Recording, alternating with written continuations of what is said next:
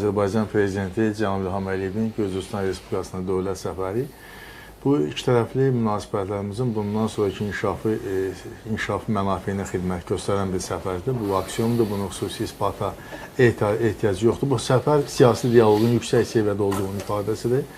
Bizim iqtisadi, ticarət əlaqələrimiz dinamik inkişaf tempinə malikdir. Xüsusilə enerji təhlükəsizliyi və nəqliyyat təhlükəsizliyi məsələlərində bizim mövqelərimiz kifayət qədər möhkəmdir. Və Cənab Prezidentin müəyyən etdiyi xarici siyasət kursunun prioritet istiqaməti ikitərəfli münasibətlər formatıdır. İkitərəfli münasibətlər yüksək səviyyədə olanda, yəni Azərbaycan-Gürcüstan, Azərbaycan-Türkiyə münasibətlər yüksək səviyyədə olduğundan Bakı-Tbilisi-Ceyhan işə düşdü. Məhz bu səbəbdən Bakı-Tbilisi-Ərzurum deməli qaz kəməri, Bakı-Tbilisi deməli qaz dəmir yol xətti işə düşdü. Və bax bu İkitərəfli münasibətlər yüksək səviyyədə olduğundan üç tərəfli, dörd tərəfli, beş tərəfli, çox tərəfli münasibətlərimizlə inkişaf edib. Düzdür, bizim Gürcüstanla da münasibətlərimizdə müəyyən anlaşılmaz məqamlar olub. Xüsusilə strateji bu xəttin çəkilişi zamanı Bajomi yazıldı hadisəsi. O zaman o ərazidən keçərkən onun ekoloji tarazlığının pozulmasına güya yarada biləcək təhlükələr və s. ətrafında müəyyən fikir ayrılıqları olmuşdur.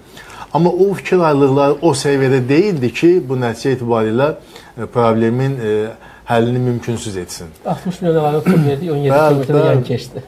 Yəni biz bu məsələlərdə həmişə mövqeyimiz prinsipial mövqedir və üstəgəldə deməli enerji təhlükəsizliyi məsələlərində, qaza tələbatın ödənilməsi məsələlərində və maddi dəstək məsələlərində, maliyyə dəstək məsələlərində də biz həmişə öz prinsipial mövqeyimizi ortaya qoymuşuq.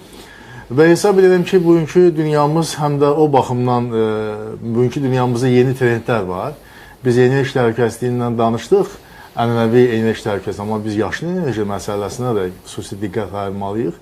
Yaşıl iqtisadiyyat məsələləri və nəzərə alsaq ki, Azərbaycan bu nöqteyi nəzərdən də Gürcüstanla əməkdaşlıq xətti naziri müəyyən edib və xüsusilə də biz orta dəhlizin mühüm deməli komponentləriyik və bu baxımda orta dəhliz kontekstində də bizim Gürcüstanla əlaqələrimiz inkişaf edir.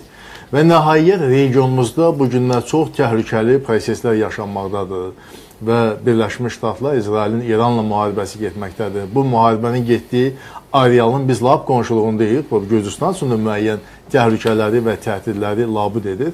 Bu nöqteyi nəzərdən iki dövlətin, yəni müharibənin getdiyi əraziyə yaxın dövlətlər olaraq biz bu sahədə də deməli siyasətimizin kontrollarını müəyyən etməliyik. Ən azı məsləhətləşmələr və yaxud da birgə sinxron.